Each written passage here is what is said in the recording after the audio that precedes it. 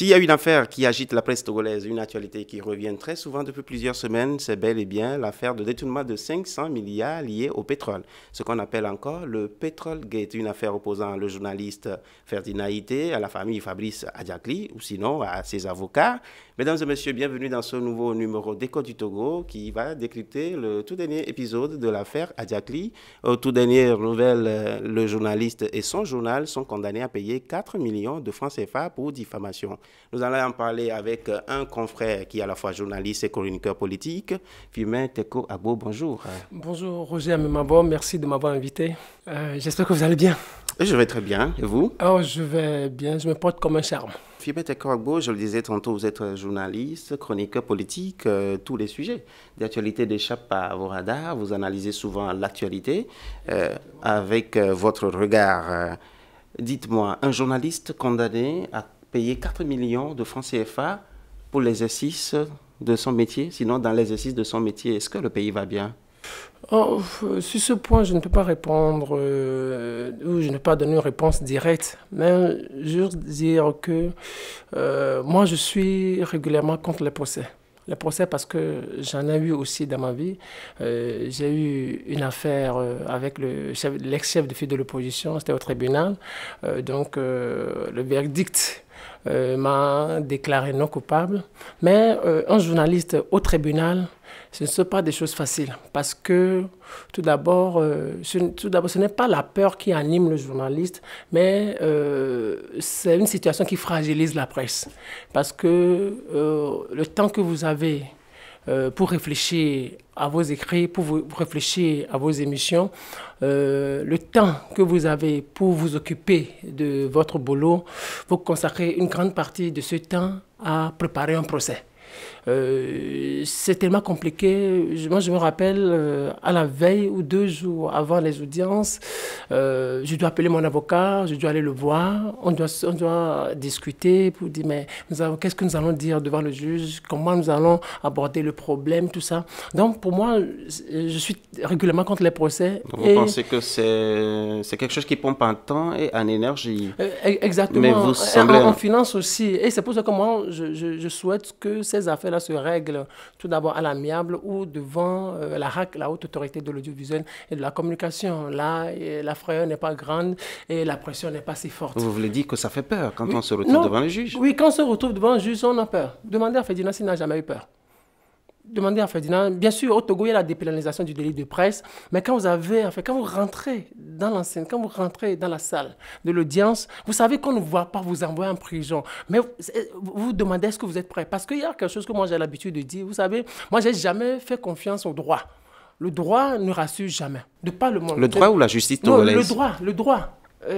Je dis bien le droit, parce que vous allez voir, de par le monde, il y a ce qu'on appelle les erreurs judiciaires. C'est le droit, en fait. Vous imaginez, on vous retrouve sur un lieu du crime, vous n'avez pas tué, mais on retrouve l'arme du crime dans vos mains, on vous retrouve sur le lieu du crime, on vient vous prendre. Au nom du droit, on va vous condamner. On vous dit qu'on vous a retrouvé sur le lieu du crime, l'arme avec votre empreinte.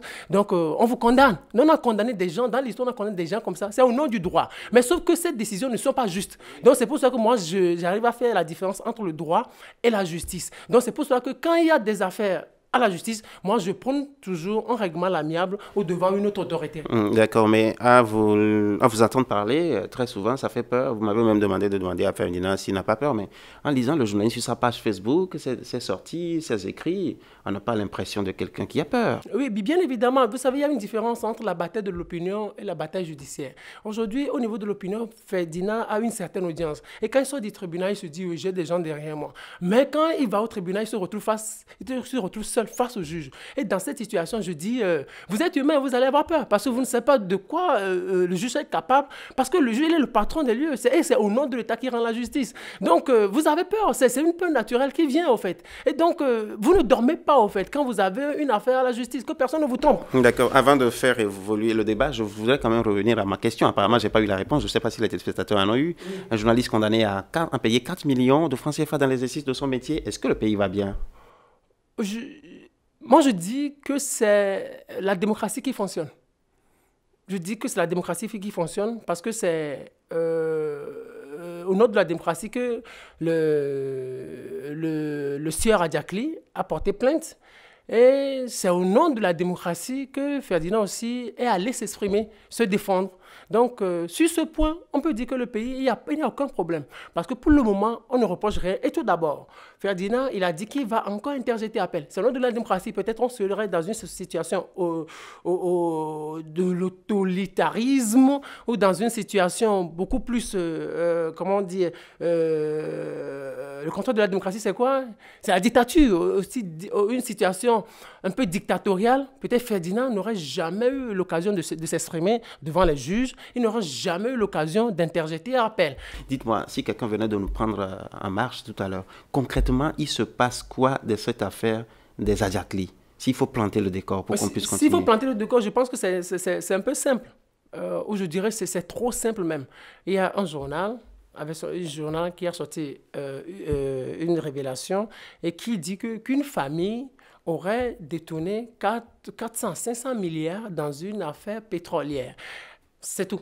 Donc, les sieurs ou la famille Adjakli qui s'est retrouvée dans cette affaire ou au menu de cette affaire a porté plainte. Et puis la justice s'est prononcée sur le sujet, le verdict est tombé. Et après, postérieurement, la révélation de Ferdinand Haïté, Ferdinand Haïté, le directeur de publication du journal Alternative, il y a le gouvernement qui a commandité un audit. Je pense que les résultats de l'audit seraient déjà prêts. On voit déjà quelques bribes sur les réseaux sociaux. Voilà. Justement, quand on voit un peu les bribes sur les réseaux sociaux, est-ce que oui ou non, il y a eu détournement de 500 milliards? Vous savez, il faut arriver à faire la différence entre deux choses. Entre le comité de suivi de fluctuation des prix des produits pétroliers et la famille Adjakli. Donc, en ce qui concerne l'affaire judiciaire, c'est la famille Adjakli et Ferdinand Haïté. Il y a une grande différence entre la famille et Ferdinand Haïté et le comité de suivi et Ferdinand Haïté. Ferdinand Haïté, à la justice, il répondra que des affaires qui concernent la famille Adjakli. Donc, c'est ça la différence. Donc, au niveau de la justice, c'est le sieur Adjakli qui a porté plainte. Et donc, Ferdinand Haïté reprocherait ou le journal sortirait une information qui dit que la famille aurait détourné 400 à 500 milliards. Et le juge demande à Ferdinand Haïté d'apporter toutes les preuves qui prouvent que la famille a vraiment détourné. Donc, c'est ça le problème. Donc, ça s'arrête là. C'est bien différent. Ça, c'est le premier volet. C'est le premier volet. OK, parlons de ce premier volet. Oui, donc en parlant de ce premier volet, je pense que vous savez, en droit, souvent, si je ne me trompe pas, quand on parle de diffamation, devant le juge, il y a deux choses qu'on évoque. Il y a l'excuse de vérité et la bonne foi. En ce qui concerne l'excuse de vérité, le juge vous demandera d'apporter toutes les preuves qui prouvent que la personne mise en cause est coupable.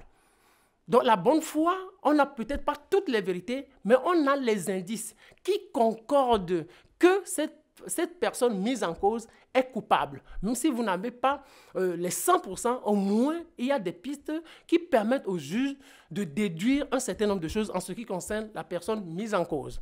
Maintenant, ici, au niveau de la justice, avec le premier volet, comme vous venez de me le dire, ici, on demande juste à Ferdinand Haïté de prouver que la famille aurait détourné 400 à 500 milliards de francs CFA. Moi, je pense qu'à ce niveau, il serait vraiment difficile à Ferdinand de le prouver. Parce qu'il vous serait difficile d'avoir tous les éléments, d'avoir tous les papiers, d'avoir toutes les écritures comptables qui prouvent que cette famille a détourné. Vous pouvez brandir tous les véhicules, vous pouvez dire que la personne voyage, vous pouvez dire que la personne va en Afrique du Sud, balade dans tous les pays occidentaux. Ça ne prouve en rien la culpabilité de la personne. Parce que vous parlez de détournement, donc le juge doit avoir tous les éléments qui prouvent que la personne a détourné. Maintenant, l'autre chose, on dit peut-être que le Ferdinand évoque c'était l'audit. C'est le gouvernement qui a commandité l'audit. Donc l'audit est venu postérieurement à la révélation qui a été faite. Donc le juge, lui, s'en fout de l'audit. La justice s'en fout de l'audit parce que c'est une question de temps. La révélation est venue et la famille Adjakli est rentrée dedans et la famille dit on m'accuse, voilà que la personne, on m'accuse, donc on me diffame, que la personne prouve que j'ai où j'ai eu à voler 400 à 500 milliards. S'il n'arrive pas à apporter toutes les preuves, là, la justice va dire, non, monsieur, vous n'arrivez pas à apporter les preuves, donc nous vous condamnons au nom des règles qui régissent la profession que vous exercez. Donc, c'est à ce niveau que Ferdinand va être coincé. Et à ce niveau-là, moi, je demanderais juste, en toute humilité, Ferdinand, c'est un journaliste, moi, je lui apporte toute ma solidarité, abstraction faite du fond du dossier. Il est journaliste, un journaliste en difficulté. Moi, je ne peux lui apporter que tout mon soutien. Mais je le répète, abstraction faite du fond du dossier. Le fond du dossier, c'est au niveau de la justice. Et dans cette même posture, moi, je lui demanderai de ne plus interjeter appel. Parce qu'il va dire qu'il a des éléments qui prouvent que le comité, oui, c'est le comité. Il a des éléments en ce qui concerne le comité. Mais il n'a pas d'éléments en ce qui concerne la famille Adiakli.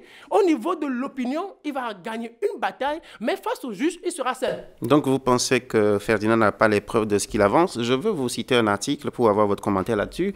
L'article 8 du Code de déontologie des journalistes du Togo, que vous connaissez certainement, qui dit « Le journaliste doit garder le secret professionnel, quelles que soient les menaces qui pèsent sur lui. Il ne divulgue pas les sources des informations obtenues. » Qu'est-ce que ça vous inspire? Non, écoutez, il faut arriver, je suis journaliste bien sûr, il faut arriver à faire le distinguo entre les preuves et les sources.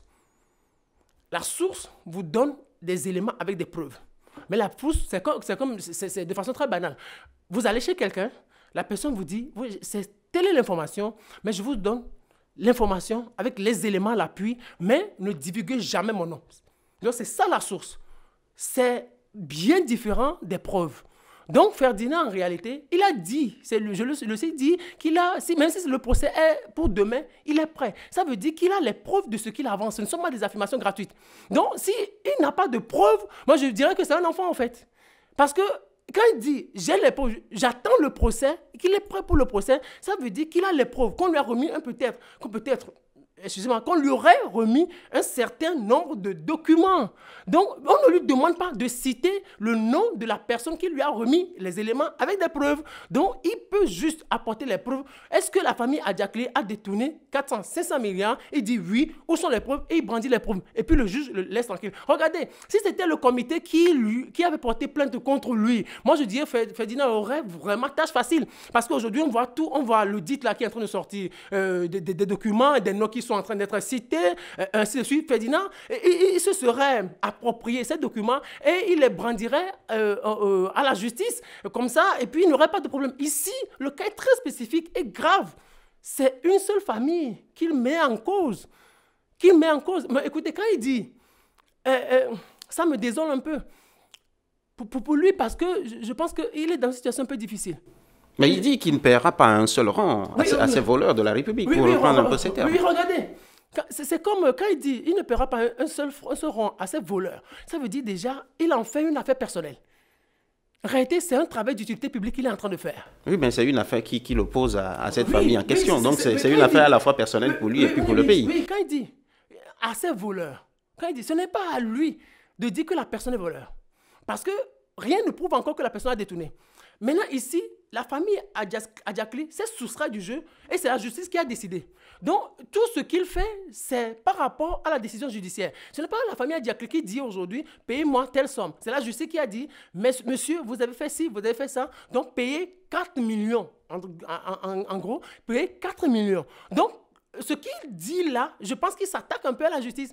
Et peut-être on pourrait lui coller un outrage à un magistrat. La semaine dernière, l'avocat, l'un des avocats de M. Adiakli, M. Sosa, ouais. Maître Sosa a déclaré, par exemple, sur l'une des radios de la presse, de la place, qu'en fait, leur problème avec Ferdinand, c'est que les factures qui circulent un peu sur les réseaux sociaux provenant de l'audit et tout, qu'aucune de ces factures ne porte le nom Adiakli. Bon, d'accord, maintenant, le journaliste lui a demandé, mais bon, votre problème, c'est une question de 500 milliards. Si jamais 50 milliards, enfin 50 millions au moins, ont été détournés après l'audit et qu'on se rend compte que c'est juste 50 millions, par exemple, que la famille Adiakli a détourné, est-ce que ça remettrait en cause le procès de Ferdinand? Il a dit oui, que bon, que de toute façon, c'est une question d'écart qu'entre 50 millions et 50 milliards, il n'y a pas que l'écart est très grand. Ça veut dire qu'au fond, quelque part, du côté des Adjakli, on ne rejette pas forcément l'affaire de détournement. Seulement, apparemment, c'est le niveau qui est élevé selon eux. C'est ce que je vous ai dit. Vous êtes d'accord aussi qu'ils ne refusent pas que leur famille est un peu impliquée dans l'histoire? Je suis arrivé à faire le distinguo entre le droit et la justice. Parce que je dis, la famille Adjakli peut avoir détourné de l'argent. Mais il faut arriver à prouver. Et c'est pour cela que je vous ai dit, quand on parle de diffamation, le juge attend de celui-là qui accuse deux éléments, l'excuse de vérité et la bonne foi. C'est-à-dire, au niveau de la bonne foi, on n'attend pas que vous apportiez toutes les preuves, mais on attend que vous montrez ou vous exposiez un certain nombre d'indices qui concordent que... Donc, si Ferdinand arrive à avoir assez d'éléments qui concordent, peut-être 100 milliards, 200 milliards, 300 milliards, le juge dirait, Ferdinand, il a raison. Et peut-être le ministère public peut encore demander à instruire vraiment le dossier. Il peut dire, ce que le journaliste est en train de dire est sérieux. Donc, on en fait une affaire de la justice et on gère le dossier. Mais pour le moment, il n'y a encore rien, en fait. C'est ce que moi je dis. Maintenant, ici, même si du jour au lendemain, l'audit cite le nom de la famille Adjakli, à la cour d'appel, je pense que le Ferdinand pourrait s'en inspirer et pourrait brandir ces éléments de preuve. D'accord. Mais quand on voit un peu la démarche des Adjakli, on a comme l'impression, est-ce que ça ne donne pas l'impression que les Adjakli ne veulent pas couler tout seuls? C'est une façon peut-être de dire à l'opinion, 500 milliards attachés, en tout cas ajoutés à notre nom, c'est trop. Mais, et puis, avec le temps, on essaye de voir tous les ministres du commerce qui sont passés. Depuis un certain moment, ils sont cités dans l'affaire, des Balouki Legezi, etc. Jusqu'au le dernier ministre du commerce, on ne sait pas s'il est impliqué ou non. Bon, finalement, est-ce que les Adjakli veulent rester dans une démarche dans laquelle, si on doit couler, on coule tous? Non, est-ce que ce sont les Adjakli qui le disent? Non, je ne pense pas. Moi, je dis Ferdinand, ce qu'il vient de faire a un certain mérite. On doit le féliciter parce que c'est grâce à sa révélation que l'État a demandé à commanditer un audit et nous sommes en train de voir les résultats aujourd'hui. Sur ce point, on doit l'applaudir dès demain parce qu'il a fait un travail courageux. Maintenant, féliciter quelqu'un, le condamner en même temps, c'est un peu paradoxal. Non, regardez, mais écoutez, j'ai l'impression que Ferdinand, il est un peu dans l'émotion. Il est un peu dans l'émotion et il parle trop. Et quand vous avez une affaire comme ça, vous sortez juste les choses, mais vous ne parlez plus trop. Vous n'allez plus sur les médias, vous n'en parlez plus parce que vous versez vos éléments déjà dans la masse et c'est fini. Mais quand vous parlez trop, mais vous allez exagérer, vous allez tomber peut-être dans vos propres pièges au fait. Vous imaginez. Donc, on doit le féliciter pour ce qu'il a fait. C'est grâce à lui que nous sommes en train d'avoir un audit. Et grâce à lui, nous sommes en train d'avoir des résultats de l'audit. Sur ce point, on doit applaudir Ferdinand dès demain. Voilà, ça s'arrête là. Et c'est par rapport au comité. Mais je répète, ici, par rapport à la famille Adjakli. Maintenant, regardez ce qui se passe. Ce ne sont pas les Adjakli qui ne veulent pas couler seuls. Mais c'est que l'État aujourd'hui dit, je commandite un audit. Et on est en train d'avoir les résultats de l'audit. C'est grâce à Ferdinand Haïté. Donc, c'est grâce à Ferdinand Haïté. Et sur ce point, moi, je dirais que tous les ministres du commerce qui sont passés par là doivent être entendus. Oui, doivent être, je ne dirais pas au niveau de la justice, mais doivent être écoutés au niveau peut-être du comité d'audit. On doit les écouter, ils doivent se prononcer parce que je pense que, si je ne me trompe pas, celui-là, le ministre doit être président, président du comité en réalité, du CSFPP. Oui, le président de droit du comité. Donc, tous les ministres du commerce savent comment les choses se passent. Moi, je dirais simplement qu'ils doivent être entendus dans le cadre de cet audit. Parlons à présent de la HAPUCHIA, la Haute Autorité de Prévention et de Lutte contre les corruptions et les infrastructures assimilées.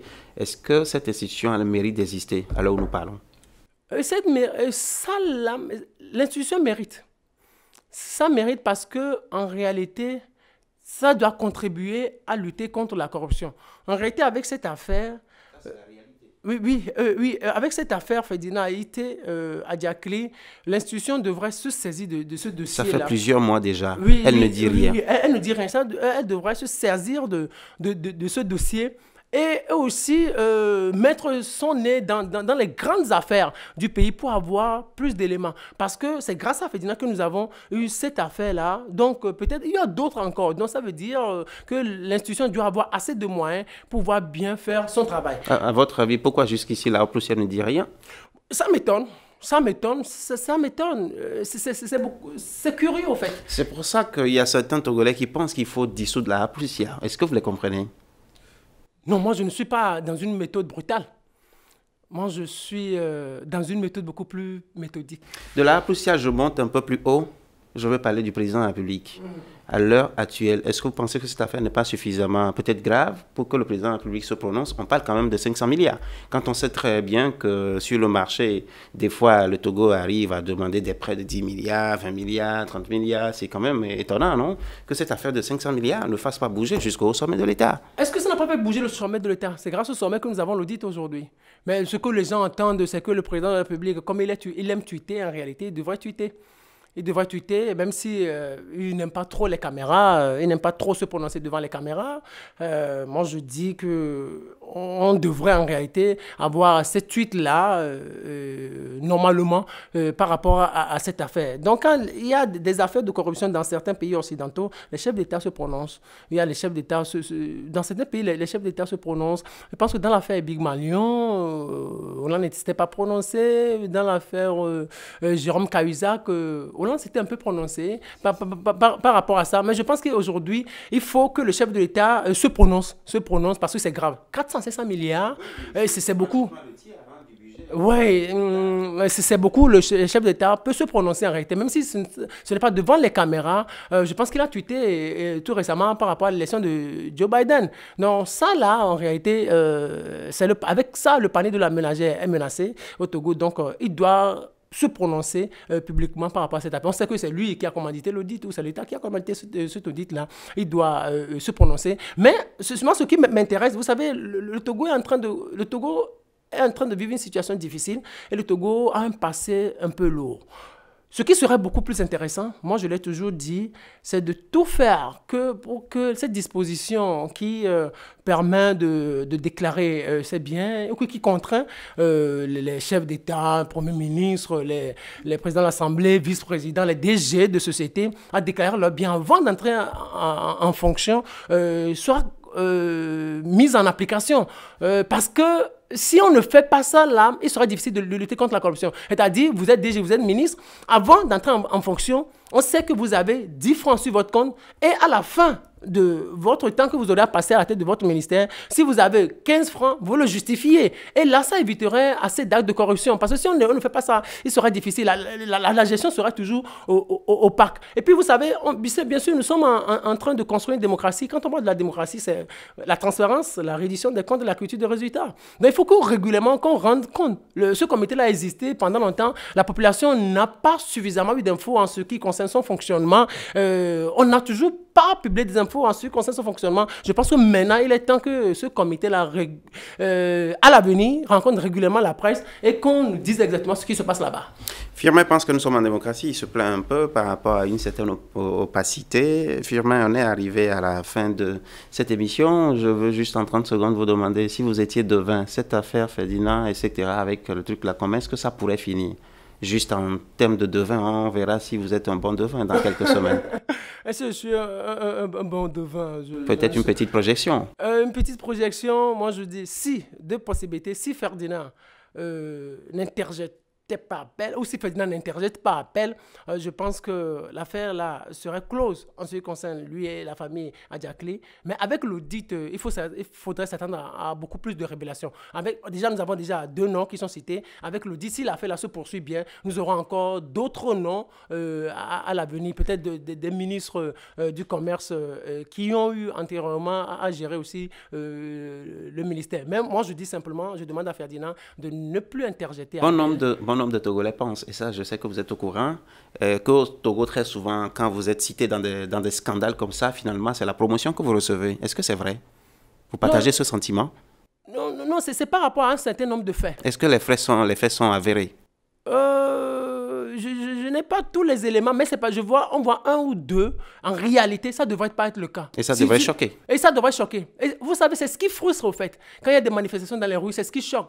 Au moment où on doit punir un certain nombre de personnes, on ne les punit pas vraiment. Mais qu'est-ce qu'on fait? On se dit, bon, on les garde et du jour au lendemain, peut-être, on les promeut. Ça doit choquer un certain nombre de personnes. Moi, ce que je vous dirais aujourd'hui, la démocratie, c'est aussi les sanctions.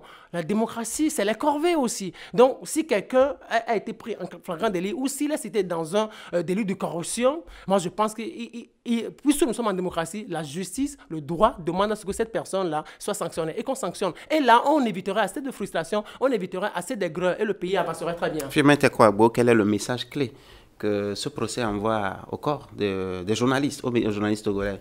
Se taire désormais devant l'insoutenable? Non, au contraire, le procès nous demande juste d'être encore beaucoup plus professionnels, de ne plus faire des affirmations gratuites, d'avoir des éléments avant de parler, et là, on serait beaucoup plus soutenu. Et aussi, nous avons la dépénalisation aujourd'hui du délit de presse au Togo, c'est quelque chose que nous devons saluer. Et là, avec ça, nous devons être beaucoup plus professionnels, et moi, j'appelle beaucoup à beaucoup plus de sagesse, à beaucoup plus d'intelligence à toute la presse togolaise. Filimete Kouagbo, merci. Merci, Roger Amimavo. Mesdames et messieurs, merci, merci de nous avoir accordé votre attention comme d'habitude. Nous avons pris plaisir à échanger avec M. Filimete Kouagbo, qui est un journaliste et chroniqueur politique. Avec lui, nous allons parler des derniers développements de l'affaire Adiakli. Restez toujours des nôtres. Vox Africa, c'est la voix d'une Afrique fière.